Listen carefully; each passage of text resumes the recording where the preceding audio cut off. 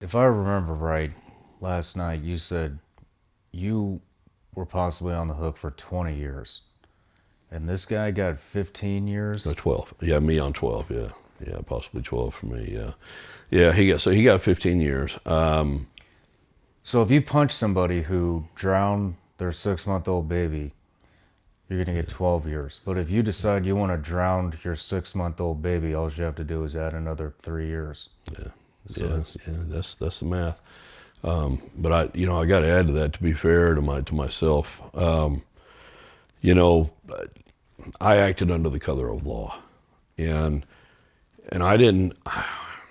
Going into this, I had no experience with the federal side as far as sentencing and things like that, and they have guidelines that they follow. And basically, if you do this, it's this many points, and this many points, and then if you confess or you plead guilty, then it's this many points taken away. Well, they go through this point system, and that's how they figure out what kind of time that you're going to do.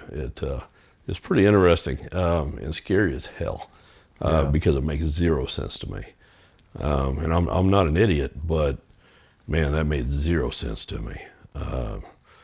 But I mean, there's a good possibility that the judge could say, you know what, 2 years confinement would do you some good. Let's put you there, or he could put me in a mental health institution. Do you have a gauge on that judge? I don't. No. No, I don't.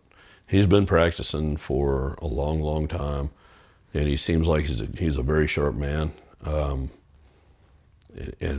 But my plea hearing is the only experience that I have with him, so I just don't have any kind of a gauge on him yet. All right. Well, I don't want to go into. I mean, we spoke last night about how much this has damaged your your life afterwards, and with previous relationships Right. and family, and I don't want to make you go back into that. And I think we have exactly what we need for the audience. But you know, I said at the beginning, what you were here for. I want you to say, why you came here and what do you want to get out of this interview to the people that are watching. Okay. There's two things that I hope this accomplishes. Well, three. I mean, I got to meet you, so that's one. You're a star. So, but the two things are, first and foremost, there's a woman on Facebook that reached out to me from Ohio. Her name is Charlene, and she started this support group on Facebook. Just she reached out to me one day and just said, "Hey, do you mind if I do this?" I said, "No, knock your socks off. Have at it." And I know there's like almost 1,000 people on that support page now. And then recently she started a petition. This is all out of the goodness of her heart. It's an amazing thing, but there's close to 400 people on that petition now, I think. I don't know that the support page or the petition would do any good on the federal side. They might look at something like that and just kind of giggle to themselves. I don't know, but those things are out there, and I'd love to see both grow. We'll link that below in the description. And then the other thing is, obviously I've still got a lot of friends in law enforcement. And there's a lot of people that have made contact with me that just started their careers.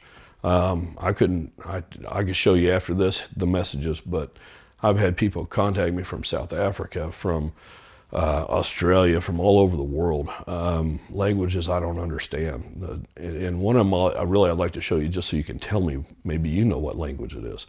But it kind of almost looks Russian, but I'm not sure. But anyways, I've had people contact me from all over the world, giving me support in messages, and that's so humbling. It's unreal. Then they